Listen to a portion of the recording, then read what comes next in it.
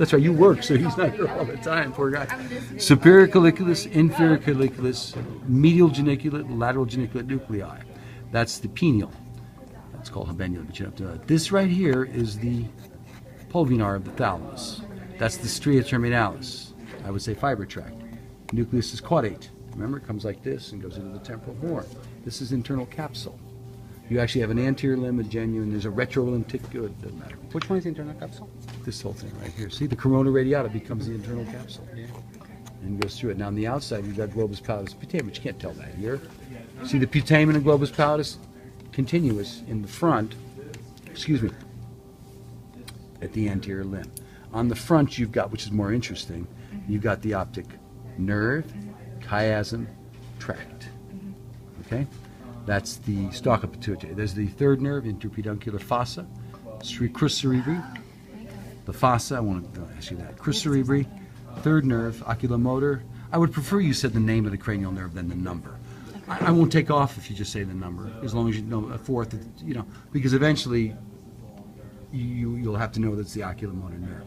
So, but I'll take either one. I'm not going to be picky about that, but you have to name an oculomotor. But that is third oculomotor, fourth trochlear from the back, fifth trigeminal, sixth abducens, seventh facial, eighth vestibulocochlear.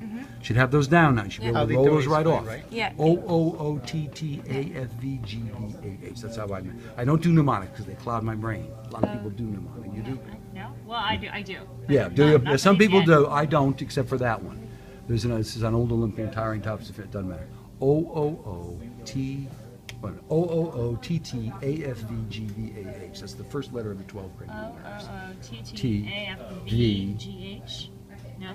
O-O-O-T-T-A-F-V-G-B-A-H. G-V-A-H. Right. Cool. And that's oculomotor, ophthalmic, optic, oculomotor, trochlear, trigeminal, abducens, facial, vestibulocochlear, glossopharyngeal, vagus, accessory, hypoglossal. That's how I got them down. Of course, I know them now. I could roll them out. Vestibular is also called I got it auditory. now. Auditory. You can call it auditory. I think I've got it. They call it vestibulocochlear because it really is both, you see. The auditory, when they say auditory nerve, you should say vestibulocochlear because then it's both, you see. Auditory technically refers only to the auditory portion. All right?